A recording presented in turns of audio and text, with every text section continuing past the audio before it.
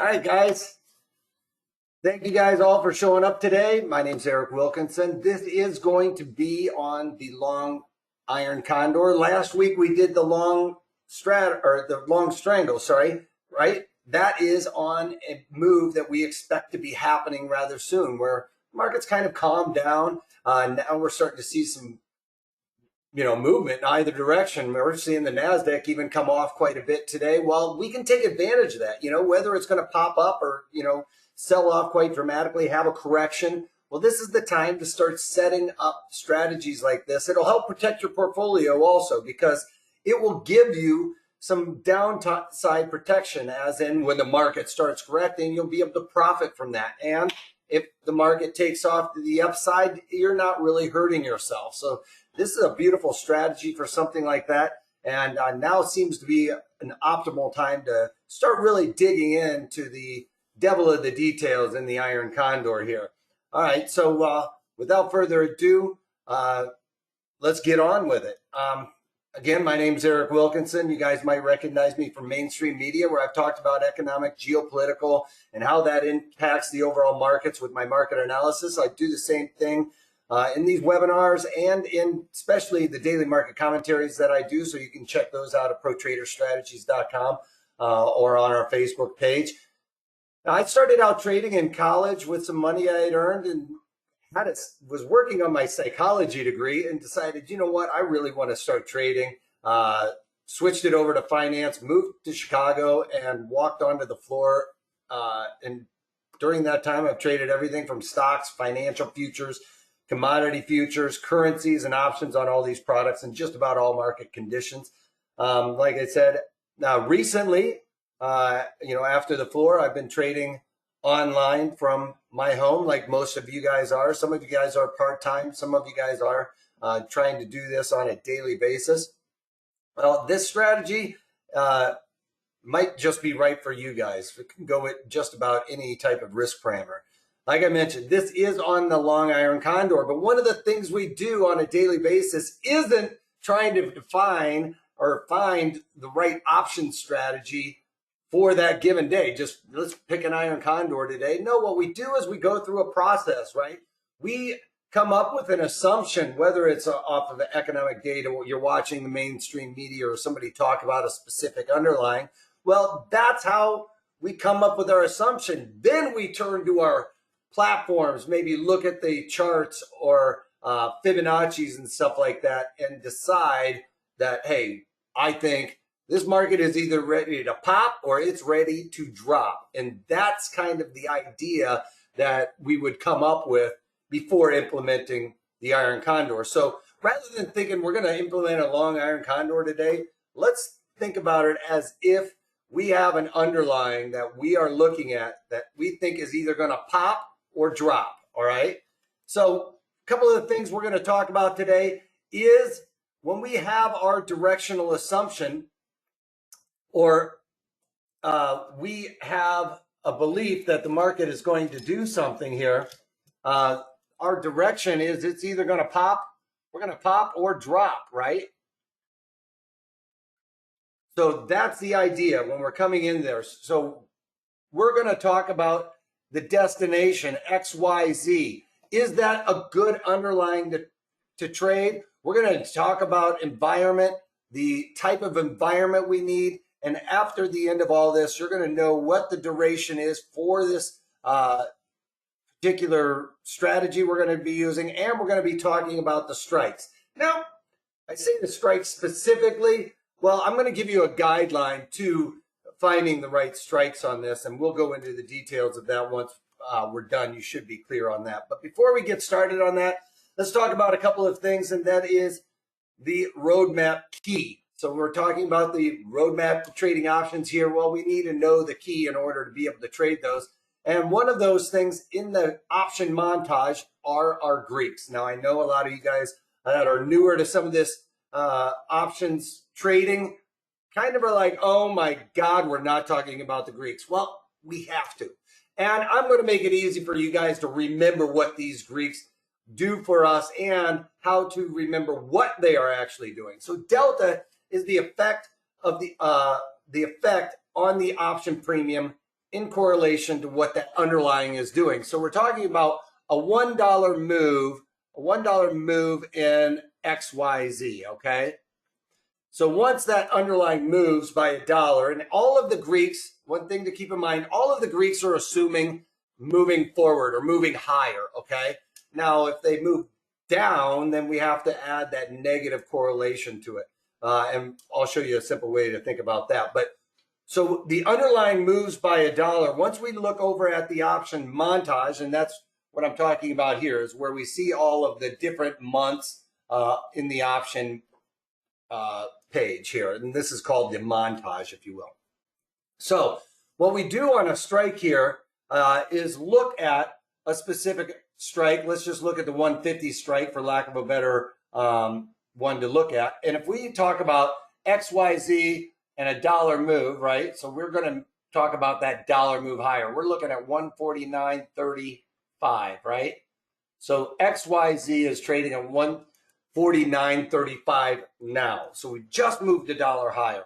Well, this delta then goes into the premiums over here. So for the $3.60, we'd be talking about that would move to $4.05 on that dollar move higher.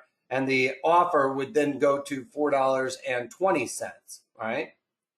Over here on the put side, we can see it's negative, right? Because it's assumed it's going to move higher. So our deltas on the puts are negative. If it moves up and away from our strikes, well, then 35 cents or 38 cents comes out of those premiums, all right? We subtract it from there. So then our bid would then be $2.72. Oh, sorry, $2.62, sorry. $2.62 on the bid and $2.72 on the offer. So that's on that first dollar move. Now think about it. If we got a negative dollar move and the underlying went down, well, a negative dollar plus a positive delta makes that a positive delta to those premiums. That means that delta adds into those premiums, okay? And vice versa, if we had a negative dollar move on this side, well, a negative plus a positive would then make those deltas negative. So as those calls get further away out of the money, the premiums would start shrinking, okay, on a negative move, all right? The puts would then gain value, all right? And then gamma, pretty simply, gamma goes with delta, all right? We can just think of gamma goes with delta, all right? We talked about this being dollar number one. Well, this is now dollar number two, okay? So on the second dollar move, the gamma goes with delta. So we could be thinking now we are at $150.35, right? Because this is, we've moved up by $2 now. So this time we've already got the premiums over here, $4.05, because that was from the first dollar move, right? But now we've got gamma going with delta. So now we've got a 48-cent add in here. So on that second dollar move, we'd be looking at $4.53 on the bid and then $4.68 on the offer. All right, because, wait, did I do that math right? 48 cents, yes. 48 cents. So that would then be 40, we'd be looking at a total delta of 48 cents on that, all right? So then it adds in. And flip side, if we moved up by $2, think about this, we've got a negative 38 delta plus a positive gamma. Well, our next second dollar move higher, these would only decrease by 35 cents, right? So, then we'd be looking at $2.57, and then these would be $2.67, right? No, $2. I did that math wrong. 35 cents, $2.37. Sorry, knew that math was wrong. $2.37 on the bid because we're taking out the 3 cents from here, 35 cents coming out. Just making sure I'm doing my math right there. And this would be $2 and, wait, I did that math wrong. This is 37. this would be 27, sorry.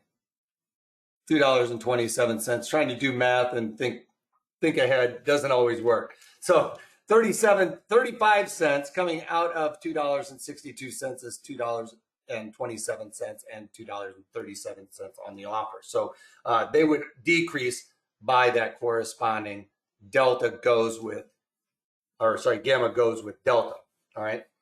Flip side, the market moves down. Well, then the gamma would be adding in on the puts, right? So if we move down on that second dollar move down, we'd be looking at 41 cents being added into our premiums over there. All right. And flip side, the negative delta plus a positive gamma on the second dollar move would only have decreased these by 42 cents. Okay. Did I explain that good enough for everybody? I hope I didn't lose anybody. If I ever lose you guys, you need more clarification on this stuff, reach out to me over there in the questions box. I'm here to answer your questions. I want to make sure everybody has clear concept before we move on, because I don't want people to get lost in the weeds as we go, because it could snowball once we're talking about this down the road. All right, so theta. Theta's our thief, all right? Theta's the thief in the night that comes and steals our premium. So every day that goes by, theta comes in and picks away at our premiums. Keep in mind, the thief, really think about it, the thief doesn't know where you are when it's way out in time. If we're 100 days out, well, the thief is just kind of taking pennies on the dollar, right? Well, inside of like 35 days, that thief is getting very aggressive. He knows that there's only a little bit of time left and he's got to take as much out of the kitty as he can. So he's going to get really aggressive very close to expiration. And we can take advantage of that sometimes when we're selling premium, right? If we sell a call spread or sell some calls, well, hey, you want that thief on your side, right? But when you're buying a strategy, when you're paying a debit for something, you want to really limit that thief in the night stealing your premiums, because you're kind of pushing the ball uphill a little bit, albeit a very slow uphill battle way out in time. All right, so it's going to be much less aggressive. We can see this, how the thief in the night comes in. Keep in mind, theta is always negative, right? Because it's a day going by. You can't go back in time. We can't make this theta a positive other than if we are trying to, take advantage of it. So thief in the night is always a negative. Like I said, we'll show some more examples a little bit further down as we really get into the nitty gritty of these. But theta is much less aggressive further out in time, basically outside of 70 some odd days to expiration, it's a little bit less aggressive. And inside this 8 days to expiration, that's where it gets really aggressive. So outside of 70 days, not quite so bad. Around 35 days starts really picking up steam, and inside of 8 days, it is going crazy. All right. So theta is the thief in the night that comes and steals our premium. So if we looked at these premiums tomorrow, we would see that 6 cents comes out of the puts there. 1 penny comes out of these there, and on the corresponding calls, we can see, closer to the at the monies, it's a little bit more aggressive. Further out of the monies, a little less aggressive. So we can start thinking about where we're going to be looking to pick strike locations as well, right? If we want to limit some of that theta decay. And then we also have Vega. Now, Vega is the only one that doesn't actually have a Greek symbol and is not really considered a Greek, but it is probably the most important Greek in determining options premiums, okay? As volatility expands, those premiums get jacked full of Vega, all right? And when volatility is at extreme lows, well, there's no volatility in those premiums, so they're super cheap. So as the markets go throughout their course of their expiration cycle, this volatility is going to be one of the major determining factors of the pricing. So we need to understand this one almost more so than, okay, gamma goes with delta, theta is the thief. It's important to know those, don't get me wrong, but when we're determining what option strategy we want to implement, being whether we're buying premium or selling premium, we have to understand Vega. So Vega impacts our options premium for every 1% move, and it's expected to be moving higher. So we could expect this number over here, and it's along the lines of any of them. But Vega, as you can see here, this is actually implied volatility. So implied volatility is forward looking, and it goes from 26 to 27.57. All right. So 1% point move. We're talking about an increase of 1%, which is very small. All right. I want you to guys realize, these things move, 3, 4, 5 ticks. And I'm not talking about the VIX, but I'm talking about implied volatility for this specific underlying. So we're talking about Vega over here on the puts, 18 cents, 1% point increase, 18 cents goes into that premium for this corresponding strike. And, this one would increase by 3 cents. Same goes for over on the put side. These ones that are kind of at the money right here would increase by 19 cents and a little less further out of the money, but still very, very much an impact on those premiums. Because I'm going to show you how this will fluctuate on a given day by, 3, 4, 5% points, which could completely counteract what's happening with the thief in the night, especially. All right, so we've got that. The Greeks are pretty simple. It's an expansion or move higher, and vice versa. One thing I forgot to mention is if this volatility goes down, that's a negative, right? It would be a negative % point. So then these would become negative Vegas and would subtract out of those premiums for that corresponding Vega, all right? So if we started seeing volatility come out, well, we would see the premiums precipitously drop as well. All other things being equal, we don't have a day go by, we don't have the underlying change price, it's just trading sideways. If volatility starts going down, we would see those premiums contract in correlation to how fast that volatility drops. And we're going to dig into all of that here in a moment. But let's talk about an underlying we've come up with. Where are we going? I'm kind of looking at a couple of things. I was looking at Penn for this big move to happen, whether it was to the upside or the downside. I wasn't really sure. We got a big pop in Penn today, so I'm going to kind of bypass on that example. But it's still one I'm going to keep an eye on. So if you're watching the daily market commentaries, that could be something I go for. The flip side of that is I'm going to be drilling down on Disney today. I think that is at a precipice where it's going to either break down quite a bit, or we're going to get a nice pop in that stock. So it's been kind of winding up. If you guys ever watch the daily market commentaries when I'm pulling up chart after chart, you guys will see I talk about this theory of the rubber band. It's like as the market kind of expands out and it starts tightening up, it's like a rubber band winding really tight. Well, it's like one of those old balsa wood airplanes where you'd spin the little propeller, right? The more and more you wind that up, the tighter that band gets in the rubber band, and the more you wind it up, when it unloads, it spins much more fast, or spins faster than if you just kind of wound it up kind of slowly. So we're looking for something that may have kind of wound up pretty tight, and then it's just getting ready to release all of that energy. Under what conditions would you buy an iron condor, along with when would you sell an iron condor, with the expectation the move exceeds the expected move? That is a great question, Chen, and I hope I'm going to answer that for you here in just a couple of moments, right? So we've forgotten about the buying the iron condor, but we're looking at where are we going. I'm kind of looking at, we're going to go to Disney, all right? So,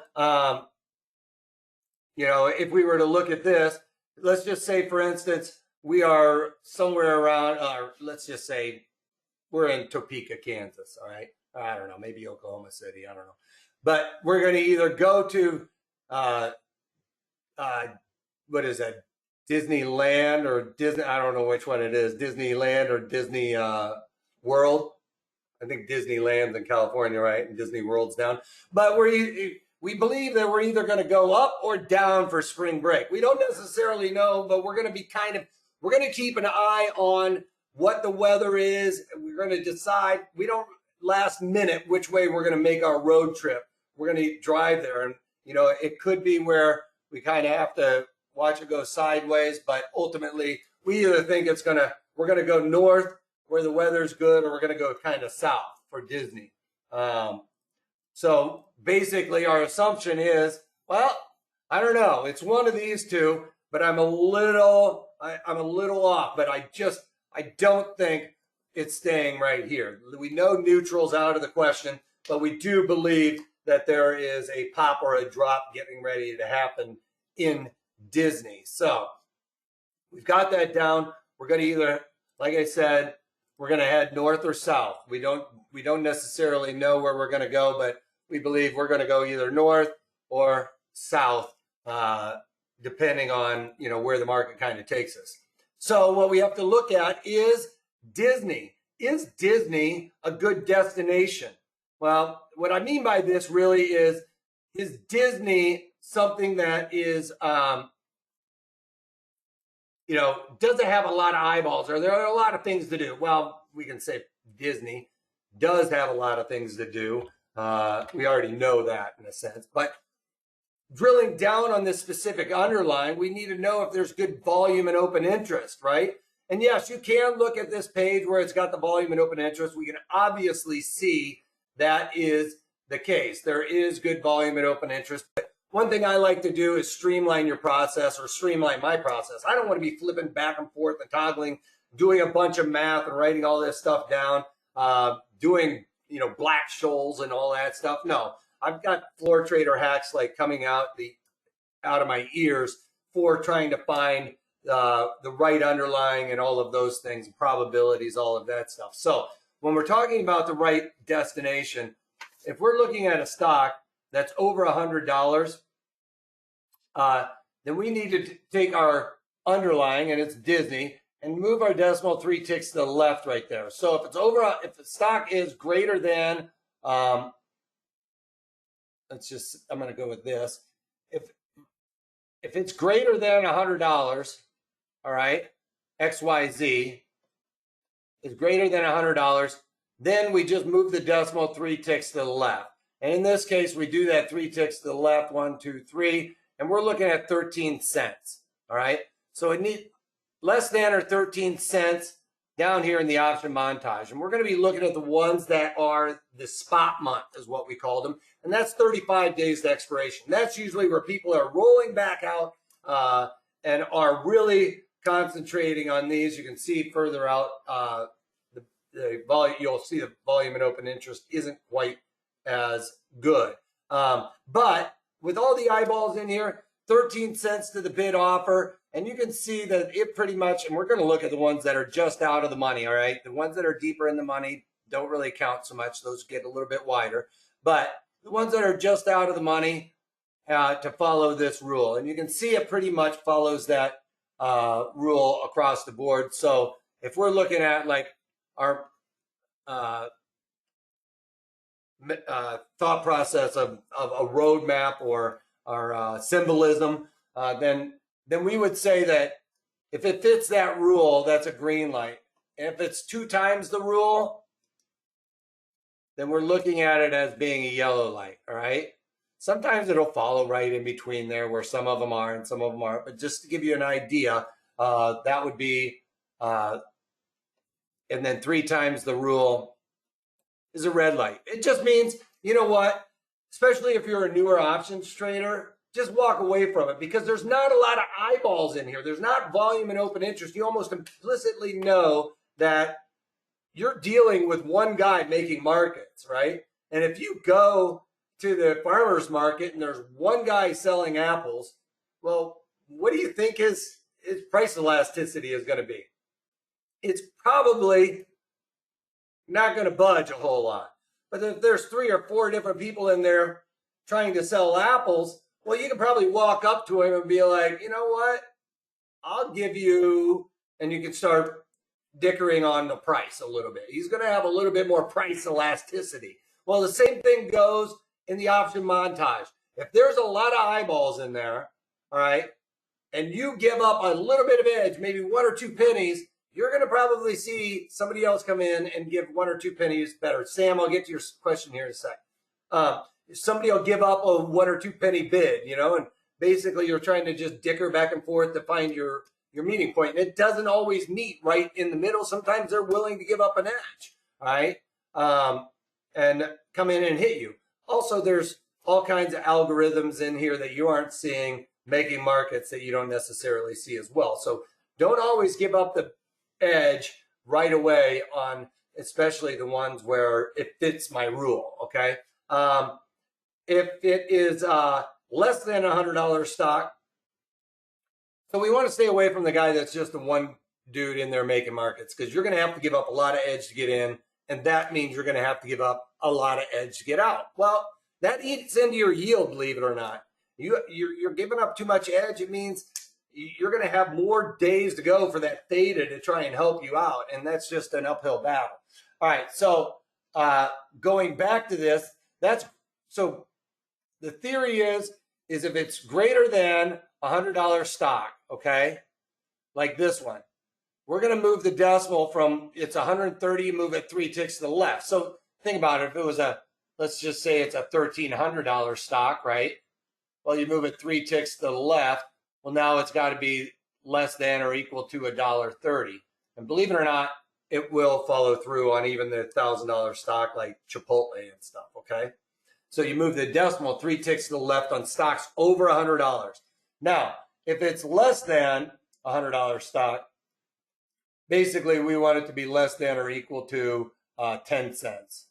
Pretty good. Less than $50, you know, you definitely want it to be less than or equal to 10 cents, right? So less than $100, less than or equal to 10 cents. But, you know, when it starts getting a little bit bigger stock price, the easiest thing to do is look at the decimal place move. Did you get that one, Sam? He was asking, can you repeat the 13 cent? So after you move the decimal 3 ticks to the left, we got 13 cents, right? Because it's $130 stock. Move it 3 ticks to the left, so that's equal to 13 cents.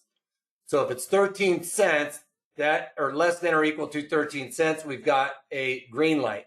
If it is 2 times the rule, so in this case, 26 cents, you know, less than, basically between 13 cents and 26 cents, it's a yellow.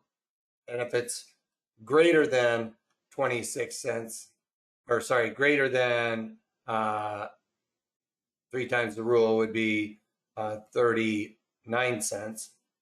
So if it's greater than 39 cents, you know, or right around that 39 cents, then, you know, just walk away. It's just not worth it, okay? Especially for newer traders. Now, if you're a trader that's been trading, let's say, Aeon for ages and ages, right? And you've got a pretty good grasp on that, well, you can finagle these rules just a little bit. These are just guidelines, okay? To try and streamline the newer trader. Yes, narrower is better. The tighter the market is better. Why? Because that implicitly implies that there is a lot of people in there falling over each other to get their trade on the market, okay? And when they're really wide, it just means, hey, you know what? There's probably not a lot of people wanting to take some risk here, and maybe you should kind of step away from that, at least for the meantime. Especially in this type of strategy, right? We're thinking, you know, I told you to put that Iron Condor idea on the shelf. Well, we've got 4 legs on this strategy, all right? And if these markets are really wide, you got to give up an edge to, you know, on all of these, and it's just like, it's going to make it not worth it. It's going to make it very difficult. I do have a couple of guidelines to help you out on the pricing here. in a minute, though, that we'll go over as well. But that's the idea, is to find whether Disney is a good destination, is it a good thing to trade, or there are a lot of eyeballs. Now, I'll hint to you that we are going to be doing these markets out here, but that has nothing to do with our 2 times rule. We want to make sure the rule fits for 25 days or 35 days to expiration, or very close to that, all right? But it does, if there's a lot of people trading in here and these are really tight markets, then you know that there's interest out here. There's actually spreads out here. The algos are making markets out here that you aren't necessarily seeing. And that's another aspect of that. Because the algos cannot lean on a lean, is what we used to say on the floor, meaning they can't, if there's a couple of spreads in there where these algos are trying to figure out pricing, well, they're not going to show any markets way out there because they're leaning on a market that's leaning on an outright, which an outright is just a static order for some of you high level guys. All right. So we have a good destination. I think we determined that there are a lot of eyeballs, both down here and here. So if we have to go here, we're good to go. One might say that going to Orlando is better, but you know, as a default, we'll go over there to California.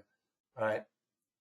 So let's see. I could have just done this on this page. So we can see I did this during I took this screenshot during the daily operations, because a lot of times after the market closes, the bid offer gets really wide. Why? Because all of these orders are canceled, all right? Nobody wants to leave anything over there overnight and wake up in the morning late, show up, you know, 2 minutes after the open, and all of a sudden they've gotten clipped on something because the market's made a big move. So this is also during open market operations where we do that 3 ticks idea and look then at these options down here, okay?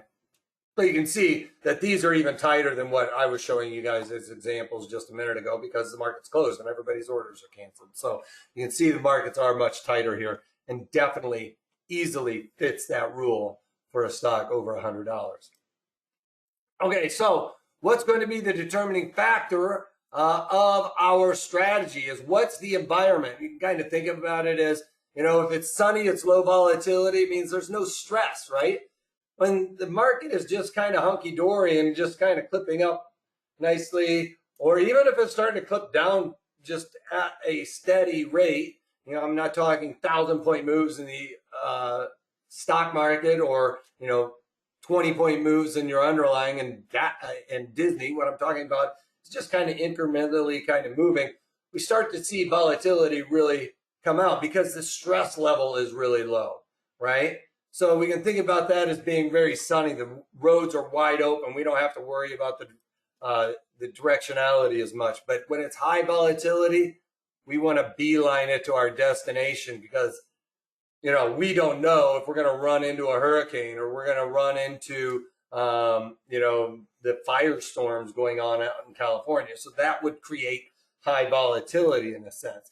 So how do we know if it's high volatility or not? Well, you know, for some of you guys that want to drill down on the devil of the details, maybe a little bit more highbrow, I've got also a hack for you guys that want to streamline your process. But what we look at is, where is the current implied volatility, right? And I'm just going to say IV, all right? Current IV minus the low IV. And we take that sum and divide it by the high IV minus the low IV. Now, we are not talking about VIX. And we can't just look at implied volatility. I can't just look at implied volatility like I showed you on that one page, right? We talked about this being implied volatility. Well, it's 34 for Disney. What does that tell me? Absolutely nothing. Only thing we can tell by volatility really on this page is we know if it starts increasing, it's going to increase by this much, or that increase by that much, right? And if it goes down, it's going to decrease by that corresponding amount. There's a couple of things that you can also demise by it is it's expected to move $10 in the next 30 days or whatever, but that's not what we're talking about. We're talking about what does 34 mean for Disney, right? In relation to what Disney's experienced. That's really what we're trying to find out. But that's where it is currently. So we've got the 34, right? But this is all a question mark right now. We don't know where those are because what we want to know is where implied volatility is right now in relation to the high and the low. Why? Because that's going to tell us if those premiums are super cheap, right? Because if implied volatility is at the lowest end of the range that Disney has seen, well, that tells us, well, I told you volatility is a big pricing, biggest, what's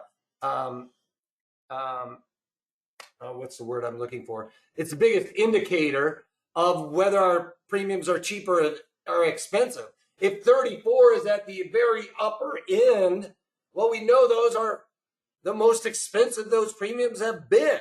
It doesn't necessarily mean that the premiums can't go higher because volatility continues to go higher. But what we know is with volatility is that it has a tendency, you know, as it's moving around, it will have a tendency to stay within a certain range-bound area for each underlying. Now, you know, this whole range right here for Disney right here might be 34, but that might never be, we might never see a 34 implied volatility for Tesla.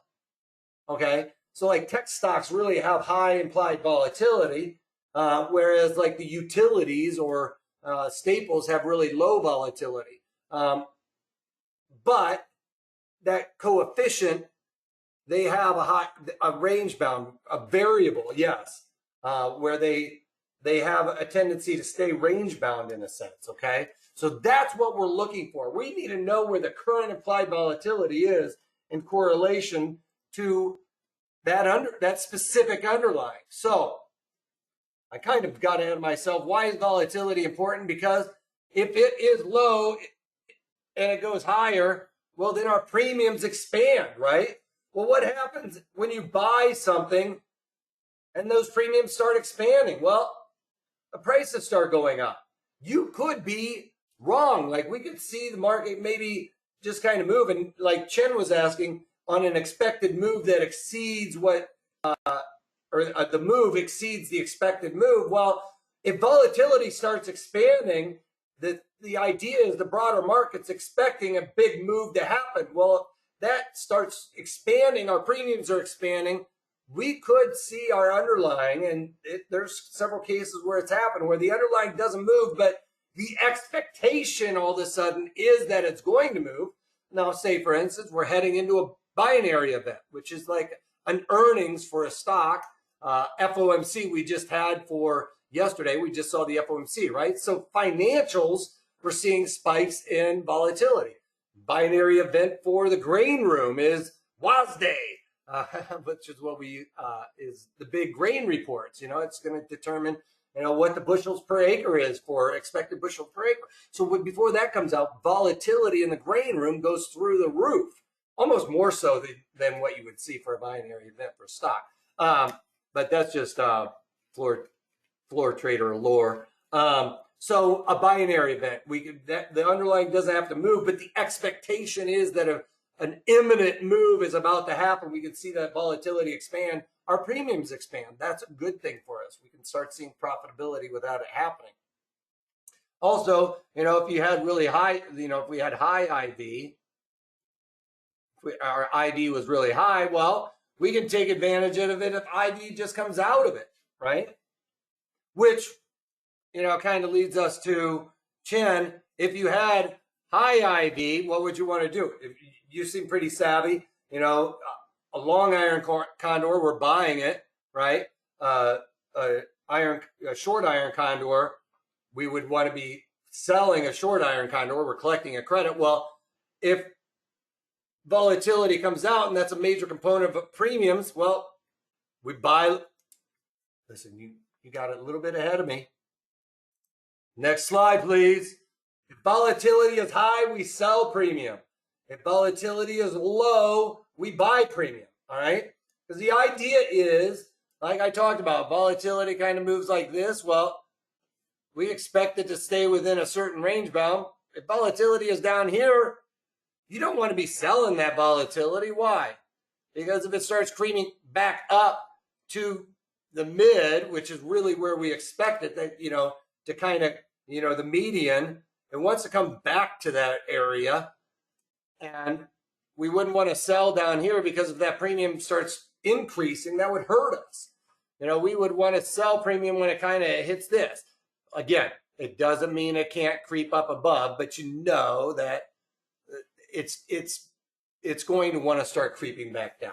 All right, it's going to want to come out. We see extremes in things, and we want to take advantage of those extremes. As far as at least what I would teach, always take advantage of extremes.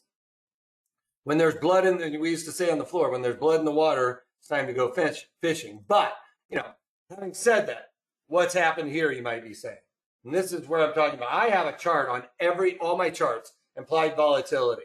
And like I said, it's Disney again, and we're talking about a 34 implied volatility. You might be saying, dude, Wolfman, you're out of your mind. It blew out, right? Yes, it did. Well, you can see beforehand, it wanted to stay within this range for the most part, right?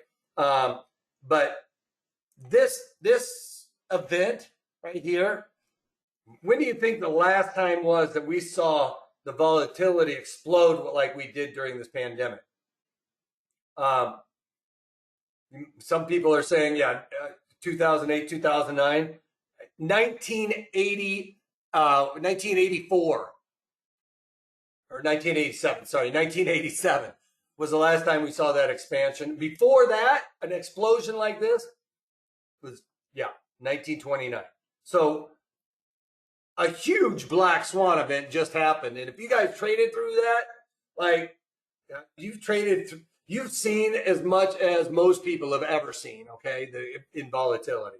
Now, do I think that this is going to happen again? I don't. I don't think it's going to happen for quite some time. It might be 5, 10 years or whatever, but I'm not looking at that far of a horizon.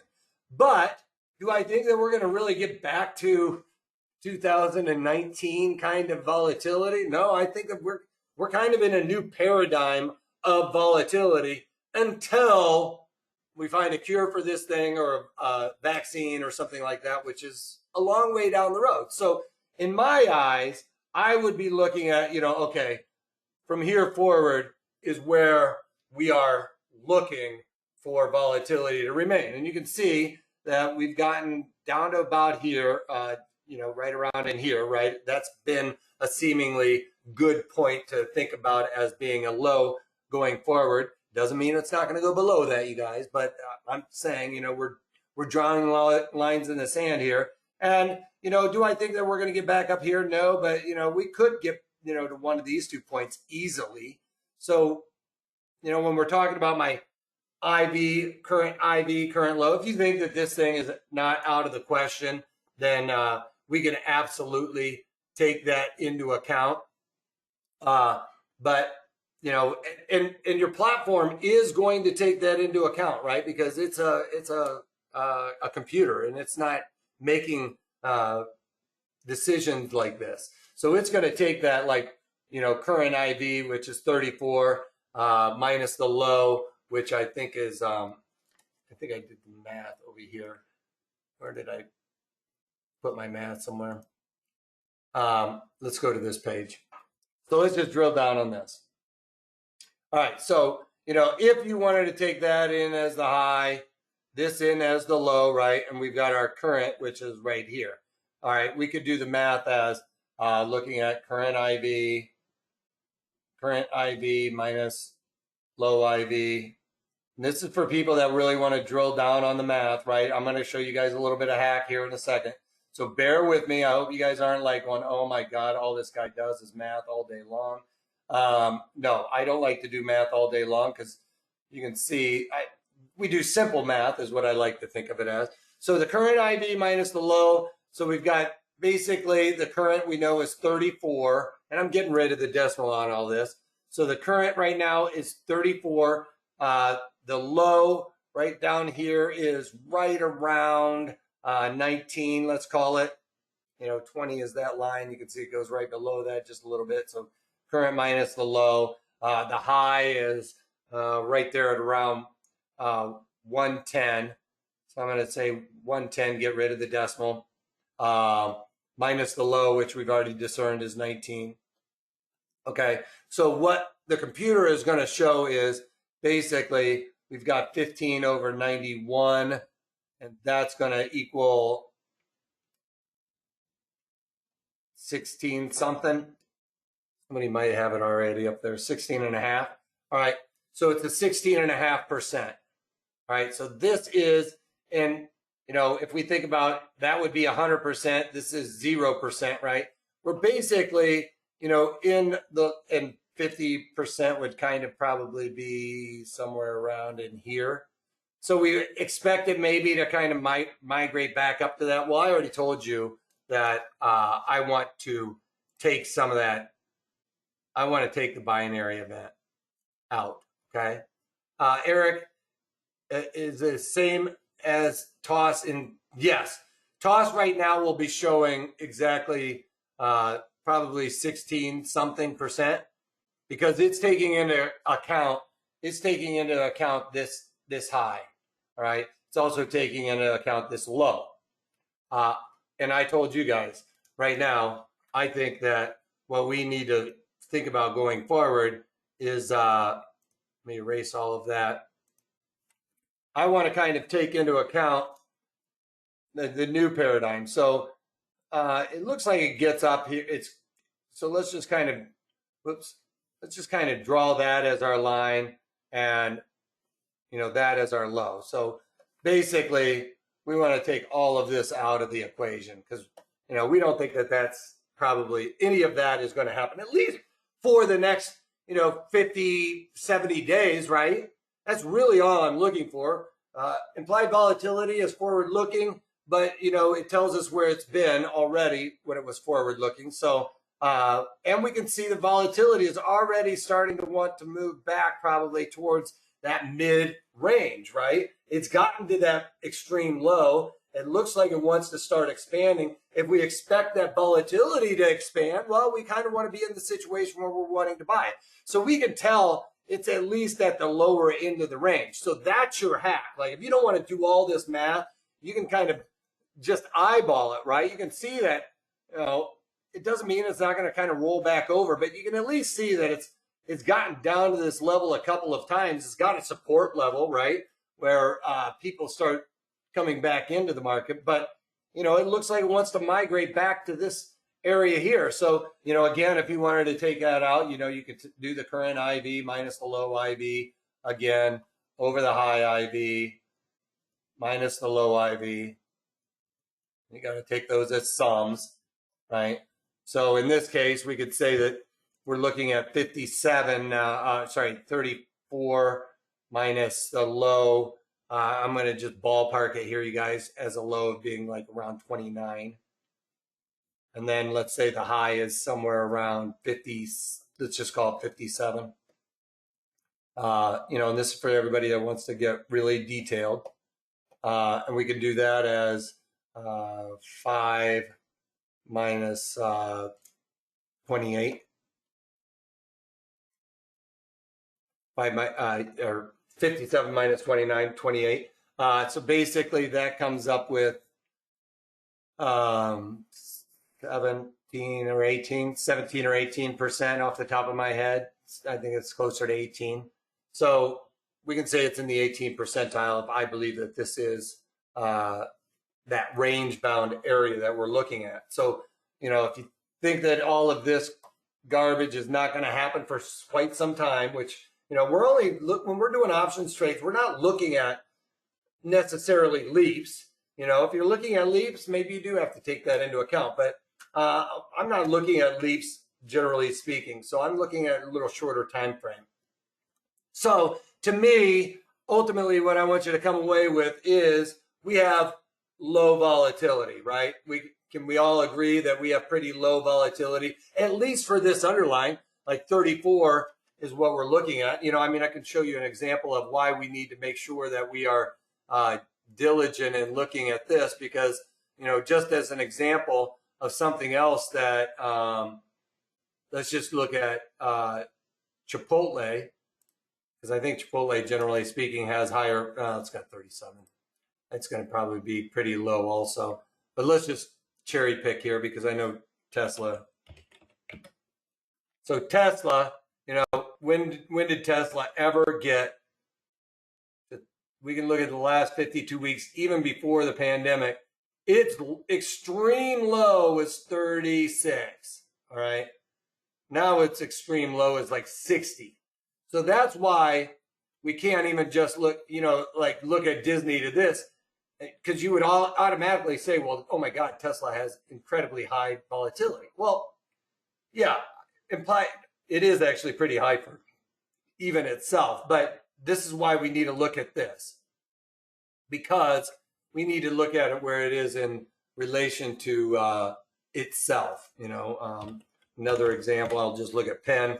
I know it has really low volatility right now, but you can see Penn really low for itself right now is about 70.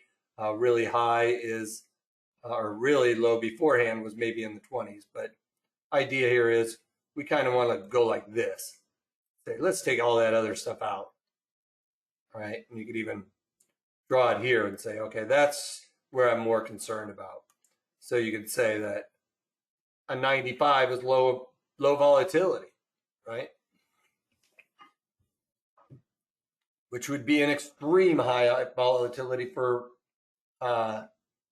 Disney, because Disney's high volatility was that during the pandemic.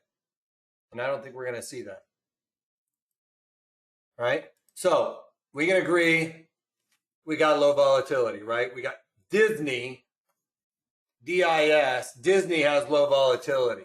So that's making us lean towards, so when we're going through all of this, right? This is a process, and yes, I'm drawing it out for you guys.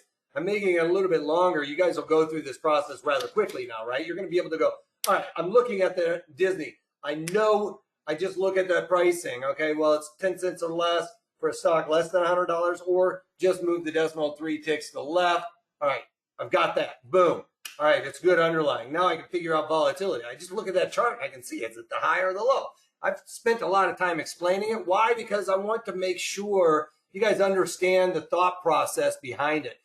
When you understand the thought process behind it, then you're going to be able to remember it, right? It makes sense. It's like, don't touch the stove when it's hot kind of thing. So you'll understand it. It will help you remember it longer. So I've got low volatility. What's our duration? Well, our duration is going to be determined on what theta and volatility are doing to our premiums, right? So when we're looking at this, I told you that volatility affects the further duration options more. Like what I'm talking about, we can look at this right here. This volatility coefficient is twice as much as the volatility coefficient near expiration, right? So if volatility is twice as much here, well, and I want that expansion of volatility to help me, where do I want to go? And I want theta to be, that thief in the night to not know I'm alive. It's half as much. So theta is half as much every single day and will help me twice as much for every 1 percentage point move. I want to get out here in time. Now, yes, we could go further out to 300 plus days and it's going to be less, but you know what? I don't like to go that far out. I want to be in and out of these trades rather quickly. And I also want to limit my how much I want to pay for these strategies. And you got to pay a lot more way out in time. I'm looking for a big move to be imminent, because if I look at it, let's just say, how did I come up with my assumption on this? This is what I was talking about. Look, it's been kind I forgot I don't have my pen, but it's kind of been like that rubber band, right? It's been winding up. Well, and if I'm looking at the Fibonacci's and stuff like that, which I don't have on here. So let's see, do I have my Fibonacci's up? I'm going to have to do it. I'm just going to do you want to give me a Fibonacci here? I'm just going to do this real dirty just to kind of line it up. So, you know, I expect it to break out above or below one of these two. Now, you know, somebody could say, well, we got the cross over here, so that's a bullish move. Or, you know, I think that going into the winter and Disney's not going to recover and Mulan is falling on its face, which is what everybody is expecting to do really well. Well, then it could fall down, right? Go back down to this area. So I'm expecting a big move to happen based on this market kind of tightening up a little bit. So I want to come up with something that takes advantage of low volatility, takes advantage of a big move in one direction or the other. And, you know, I want to limit some of my risk too. You know, when you do a long strangle, you know, that's a pricey strategy to put on. Well, maybe you want to put on a Long Iron Condor to limit some of that risk. All right, so that's kind of what I'm thinking. I want to get out here in time, limit my theta decay, and take advantage of volatility expansion. So that's why when you're doing long strategies, you want to get further out in time. Why am I not picking the 92 days to expiration or the November? Well, when we want to get involved in one of these things with that theta decay, you know, when we're buying an option, you want to limit that theta decay. Why? Because, you know, 65 days, we can start seeing this start to steepen on the slope. Inside of that 35 days, you know, that's where I was talking about where the most time and volume's been spent. Look at how much theta is eating away at those premiums. And like I said, inside of 8 days, right? You know, we get a 50% drop in premiums, basically from 35 days to 7 days. And then basically that's another 50% drop just in those last 7 days. So it's really, really aggressive, like I said. But we can see way out here in time, it's taking pennies out compared to, you know, nickels out here. All right. So this is options pricing. It's always we can't get rid of theta. But one thing that happens though, is if we get way out here, right, we got that volatility that we were talking about. Well, when volatility comes into the market, it kind of makes the premiums kind of do that as the volatility is fluctuating, and then, you know, can crush on you. So you want to get out before that volatility crushes if that happens. So you want to get in real low volatility, all right? All right, so we've got this theory in our head. Disney is going to break out. It's going to either pop or it's going to drop. I kind of want to, I'm worried about wanting to stay right here and continue to trend sideways. So I want to limit some of my risk or my exposure to this strategy. So I want to, you know, when I'm buying it, I want to kind of limit some of that premium that I'm going to pay. So that's what brings us to the Iron Condor as opposed to the strangle, right? Strangle, you just are expecting it not to stay here. I'm pretty confident, but now you've got a little bit of doubt. If you have a little bit of doubt, maybe we want to limit some of that risk. The Iron Condor is not bad because by selling it, yes, you are limiting some of your potential upside and downside, but I'm going to show you why probabilities are pretty good putting this strategy on with it not really going as far as your short strike. All right.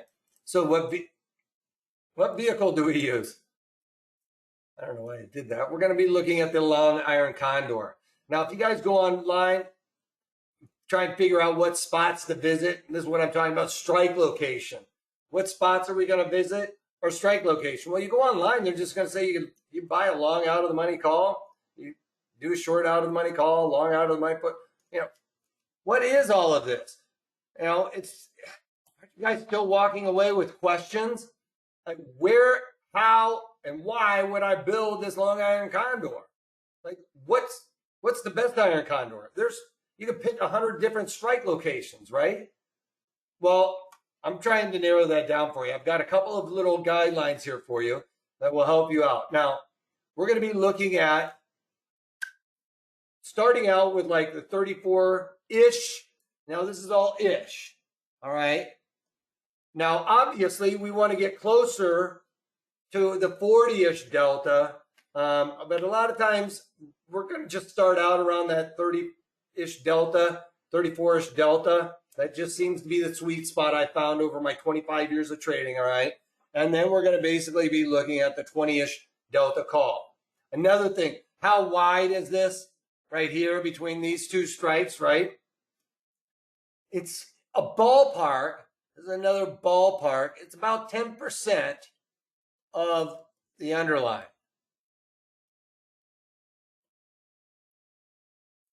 All right, the width. All right, so like what's a $200 stock? Well, then basically we're going to look at $20 wide. All right, now $50 stock. XYZ is 50. Well, what's 10% of that? We're going to be looking at around $5. $5 wide. All right. Now, you get below $5 or $50, and you're probably looking at about maybe $1 or $2. All right. I don't love doing iron condors around that necessarily. I like to do this around the $50 or more usually, just because I like the premiums on it. But absolutely, you can do it on some of the ones that are $1 wide. Because 50 cents is 50 cents, right? So we're going to kind of start out with those strike locations on Disney. So now you can see I built it out right here. I think everybody can see the whole page now. So I went to the 140 calls right here. So looking at the 140 calls, and I did this during open market operations. There's no 34 delta. Well, it's the 30-ish delta, is 34-ish delta. So I tried to go a little bit tighter here. And like I said, 10%, $13 wide. Well, no, they don't have that. So I defaulted to the $15 wide. You can see it's $15 wide here. So I'm buying the 36-ish delta and went $15 wide. I said about the 20-ish delta, right? Obviously, we'd like our short strike further away, right? If we can. We don't really want that short strike to get breached. And the wider we can make this, that means our risk reward is a little bit better, right? And I went $15 wide on the downside. So I've got this strategy kind of built out, and you might be looking at me like, dude, you still really haven't narrowed down a whole lot. Well, that's where our starting point now. This debit is key, all right? Because we want to pay less than or equal to 50%. We want our debit to be less than or equal to 50% the width of the strike. I know you guys are like thinking, there's a lot of math going in here, but look, you guys can look at it and see $6.45 is less than 50% the width of the spread, right? I mean, that's pretty simple. It's pretty quick and easy to understand. Like, bam, I got it. Like, I can look at this right away, right? I've got this strategy where I've got this idea that I think that Disney is going to blow out. First thing you do is look at implied volatility and find out where it is, in relation to where the underlying has seen in the past. So you flip over there to the chart, boom, I got it. It's low implied volatility. I'm thinking this thing is going to either pop or drop. All right. I've got to go further out in time because I got low volatility. I know I got cheap premium, so I'm getting further out there. And then, maybe something comes into mind while you're looking at this. Well, that's pretty expensive just to do a strangle. I kind of want to limit some of my risk and pay a little bit less. Well, I create this iron condor. And, I do limit my upside downside potential, but I also limit my risk, which is the debit I'm paying. Something to know. Another floor trader hack to do with delta, all right, is 2 times the delta. 2 times delta is our probability of getting kissed. Probability of what we used to say on the floor, getting kissed. or you can say of getting tested. Meaning the underlying comes up and hits 155. There's only a 17% chance that at January expiration, January 15th, Disney is going to be trading at 155.01. All right. Or on the flip side down here on my put side is the 105 strike. There's only a 14% chance that Disney will be trading at 104.99. All right. Very small probability when we're talking about, probabilities, but 2 times the probability or 2 times the delta is the probability being tested, meaning the underlying goes all the way down to 105, right? Well, there's a 28% chance of that happening. That's a pretty good probability. That's good for us. And on the flip side to the upside, there's a 34% probability of that happening. So pretty good probability that the underlying comes up and clips our short strike. That's ultimately what we want in the next 100 days. We want it to come up and hit 155 or go down to 105. That would be the best case scenario because our premiums are going to get jacked. All right. Those premiums are going to jump and be very close to, probably $13, $14 at that point. All right. So they're going to really get jacked up. Maybe not quite 13 or 14. It would probably be closer to, I'm going to say 12 or something, 12 or 13. It's not going to get the full pricing except for at expiration. But, they're going to get jacked up. One thing to note, we will never see we're looking at $6.45 down here as our debit. Well, we're never going to see that full maximum profit unless we are on the last day at expiration. Is this considered a long volatility strategy? Yes, Sam, you are on it. Which width, the width of the short and long of the spread? Trevor, can you go over that? What I was saying is, first thing we're going to do to figure out, we're going to look at the 34-ish delta, right, for our long strikes, or the 30-ish delta, which is what I looked at here. Now, just as a ballpark, you're going to just kind of glance up there and be like, okay, well, it's a $130 stock. I've got to think, $10 to $15 wide on my strike locations. All right. And then once you do that, we want to make sure we are paying less than 50% the width of those strikes. All right. If you're, paying $7.60, right?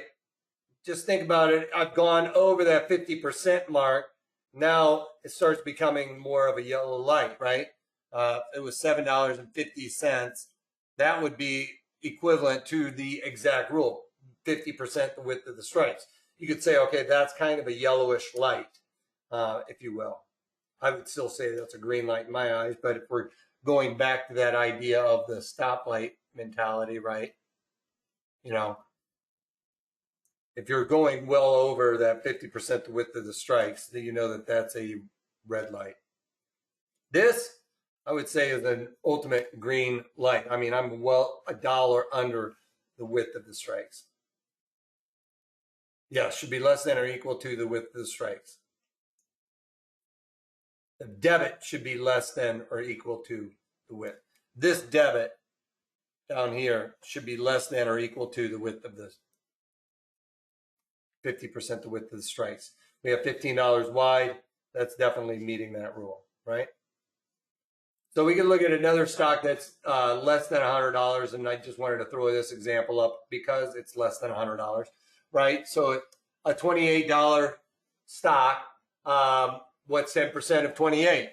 It's basically around $3 wide, and I didn't have the $3 wide, so I basically went to the $2 wide, right? So a little bit less than that. And I started out with the 33 calls and the 25 puts, because those are close to that 30-ish delta, right? I went $2 wide because that's right around that ballpark, and it's also, you can see the 20-ish delta, right? Still follows along with that, all of those things. Yes, 50% the width of the spread. Or, yeah, well, yes, the spread on the calls or on the puts is what I mean.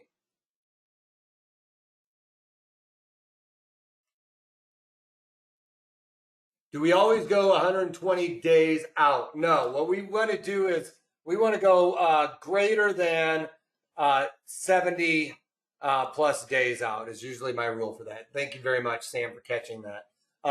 And I don't want to do the November because it's going to start getting very close to getting that theta decay component. I didn't look at the Decembers. Why? There's just not any strike locations on the Decembers for some reason in most of these underlying. So I defaulted to go out to the January. I would have loved to have done probably the December. That would probably be my normal wheelhouse to go to there. But it just, there wasn't giving me a whole lot of opportunity to get the strike locations I wanted. So I defaulted to go a little bit further out is why I'm doing that. So we usually look at, for this rule, on our days to expiration is greater than 70 days out. All right. Great catch on that. I actually have that coming up in a slide here in a minute. So, and again, we got $2 wide. Our debit is less than 50% the width of the call spread or the put spread, right? This may be a good strategy for the November election for sure. Absolutely. All right. So you guys got this, right? Our direction, we don't know if it's going to go higher or lower. Well, what do we got to do? Take advantage of that. Well, we want to take advantage of that, buy a call, buy a put. We want to get both of those. Well, we want to limit our risk because, I just don't think it's going to go probably higher than lower than that, right? Or, the probabilities of it going below the 105 strike are pretty small. So I'm going to limit my risk there. Our destination, that has to do with our less than or equal to 10 cents wide on the XYZ, right? Or we do the decimal 3 ticks to the left thing, right? So the destination. So you guys learned all this. Environment. We know how to figure out IV percent. We want to know if it's high or low. That's simple. That's where we look at that chart. We've got that chart. Implied volatility has a tendency to do this, right? Is it high or is it low, right? If it's low, we're buying it. If it's high, we're selling it. Our duration for the Iron Condor, and let's make sure we know this is the Iron Condor. All right. On the Iron Condor, our duration is greater than 70 plus days, kind of. All right. Because remember that slope. After that, it starts getting a little bit more steep, right? We talked about inside of 35 days. And this is basically 8 days right there. Out here, it's a little bit less. And we've got our strike locations, right? We're starting out with the 30-ish delta, 30-ish delta, call and put.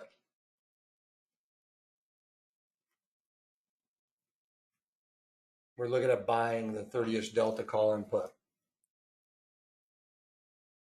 All right, so that's kind of our starting point. And then the 20-ish delta, right? Or we can say our strikes are the width. And this is on the call spread. On the call spread or the put spread is about 10% of XYZ. All right, so a $200 stock, $20 wide. right? $150 stock, $15 wide. $50 stock, $5 wide.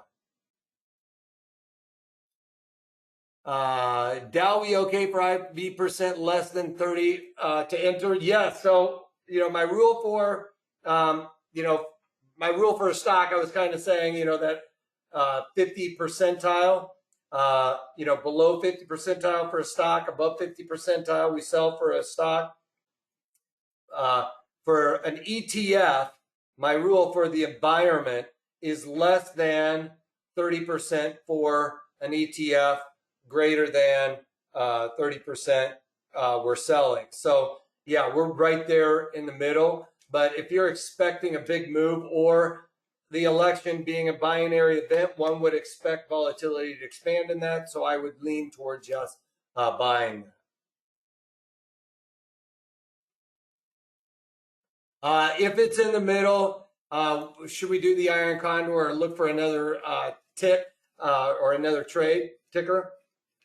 I think is what you're meaning there. If it's right in the middle, you're right. It's kind of a coin toss. And, generally speaking, it kind of, at that point then, you really want to kind of drill down on this, like, especially with a bigger move happening, you expect an outpaced move. Anytime you get that, even if it's up or down, you usually get volatility to expand. So your theory could be thinking that, all right, well, I've got a big move happening, so I expect volatility to expand. All right. So, if volatility was right in the middle of the road here and it's right at 50%, and I expect this big move to happen, well, that creates fear. And when we get that fear creation, then we get that volatility expansion. So you can say, I expect that volatility to go higher. Therefore, I want to be leaning toward buying this premium. Great. Thanks. You're a really great teacher. Thank you. Don't hide anything. I don't. As a matter of fact, I puke out like knowledge, and sometimes that loses people, and they are like, you know what, this guy's just got math and he's writing all over the place. And yes and no, but I want to show you guys the big picture and then show you guys all these little hacks that I've got to try and streamline it, because some people want to really drill down on it. And I think when you drill down on it, you kind of get the light bulb going off, like, okay, maybe I get this. And then once you see it, like the streamlined way to do it, then it's like, boom, I've got it. That does make sense. All right. Another thing I always say is watch these webinars again, because for one, you're going to remember the nuances longer. You're going to remember how to set up this trade, because it's going to put it into your long-term memory. And, especially, I know not everybody likes to ask questions. Go back over it again and watch it. I'm sure you'll catch it. Right now, your brain could be on the wall. I don't know. And the next time through, you're going to kind of figure it out.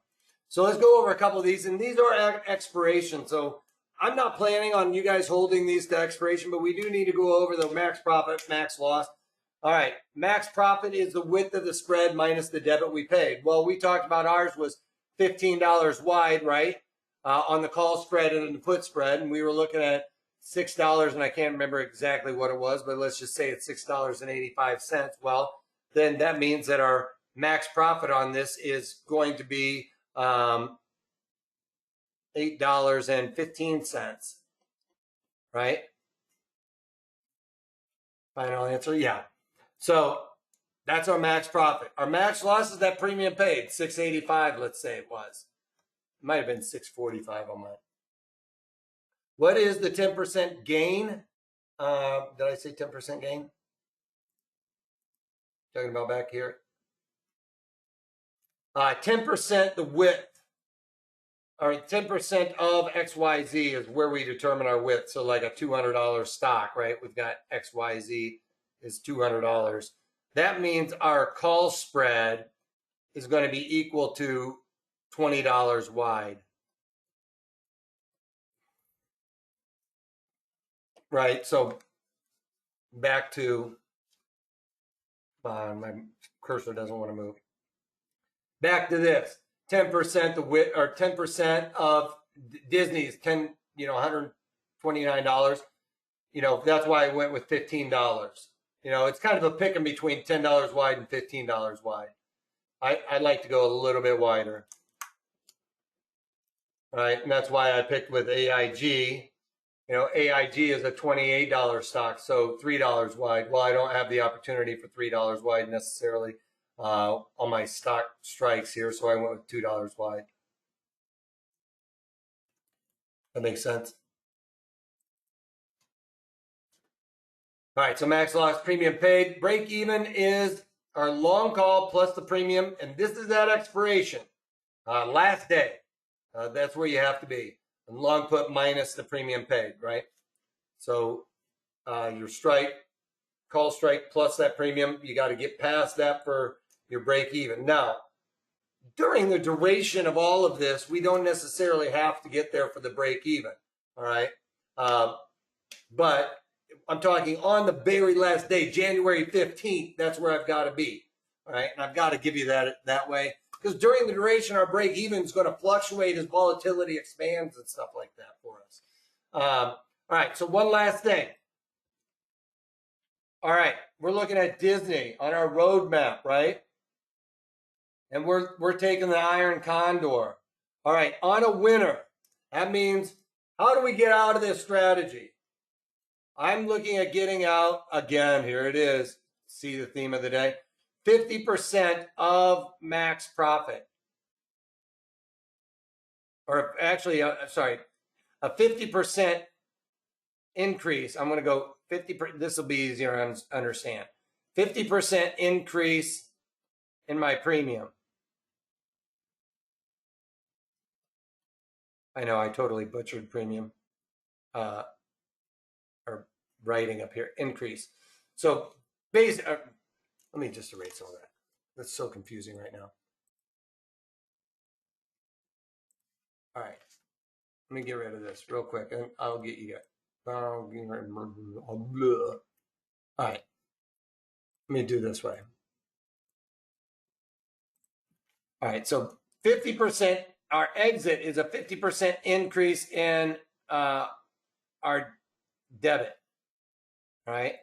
So we were looking at $6 and let's just call it 50 cents. All right. So I paid a debit. of $6.50. Well, now I'm looking at getting out at $9.75. Right? I'm out. So I exit at $9.75. So when my strategy goes from $6.50 to $9.75, I'm pulling the ripcord on this strategy, at least. Another thing you could look at, and that's for a lower risk tolerant person, right? Another thing somebody could look at is as soon as it hits my short call or put strikes, all right? So then you would write down on your piece of paper, okay, I'm out when XYZ is trading to the downside, 105, because that was our short put, right? Or I go up to, and I don't remember what my call was, but 155, let's say. You know, write those things down. Whether you want to pick one or the other. You know, maybe you were looking at the chart and saying 105 is where I think it's going to go, or 155 to the upside. Write those things down on a piece of paper. Why? Because it'll help you keep mechanical, all right? You guys will stay with your strategy. If you don't write it down, you know, you might see that you know, $9, maybe you said $9.75, you see that come and go. You're thinking, all right, well, I'm going to wait for, you know, $12 or something like that. You know, I'm waiting for a double on that, which is fine if you write it down at the beginning and that's what your strategy is. But what I want you to take away here is stick with your strategy, all right? Stick with it. Write it down. Know your exit strategy and write it down. 50% increase in the debit, or I'm out when my short put or my short call are touched, because you've beaten the probabilities. If those short call gets hit during the life of this, or that short put gets hit, you've beaten the probabilities, all right? So make sure you take it off there, okay? And on a loss, I would say I'm usually going to kind of ride this thing out, but a 50%, you know, decrease and my debit. All right. So basically it goes from $6.50 on it. So basically when I'm looking at $3.25, I'm out. Okay. That makes sense. I watched your old webinar on the poor man's covered put. It was awesome. Can I buy that now at a discounted price? Give us a call and talk to us, because I don't think I have that offer for you guys today. What I do have is setups for earnings. This is a great course too. Like, we are in earnings season still. So these are trade setups for the earnings season. Let me see if I can throw this over there in the window real quick. Let's send that out there to you guys. Yeah, so I got the link for this right there in the chat window. We've been going back and forth in the questions box. Go ahead and click on that link. If you're watching on tape delay, you're going to have to look at this link down here. But earnings setups for specific earnings that you're looking at. Say Disney had earnings tomorrow. I've got this strategy for you for that. Also on how you can use options to protect your portfolio during those earnings. So we can take advantage of that as well. And or maybe add to a portfolio. You can do that in these webinars. I've got all of those in there. Also getting ready for the next earnings cycle, right? Great time to take advantage of a strat. I got great strategies for, we've got earnings just around the corner coming up again. Yes, we are just leaving it, but it seems like we're always coming right back into the next one. So I've got strategies that you can really get prepared to set up for those next earnings cycles, and we can take advantage of that volatility and all of that stuff. But Sam, you can reach out to us at 310-598-6677. We can work with you on a lot of different stuff. But everybody else, if you want to take advantage of earnings trades, how to trade earnings, those are fun. They're in and out quickly. You can make some pretty good money rather fast on those. In and out. Like I said, link is over there in the chat window. Also, just want to thank you guys all for attending the webinar. Again, if you're watching on tape delay, pause. You got the link there. If you guys have any questions, comments, or ideas for future webinars, you can reach out to us again or email me at trading@protraderstrategies.com. I'll try and help you out. Does this earnings have multiple strategies? Yes, I've got all kinds of strategies in there for earnings. Puts, calls, short puts, short calls, call spreads, iron condors, the whole gamut. And when, where, and why your strike location is going to be determined. Duration is definitely going to be different and stuff. All right, please take a moment, you guys, to go over the disclaimer.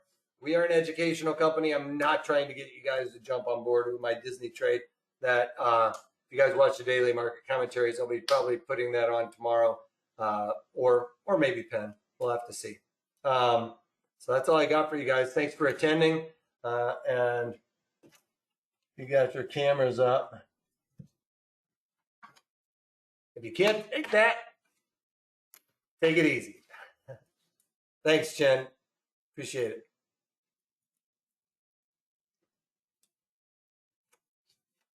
Bye for now, guys.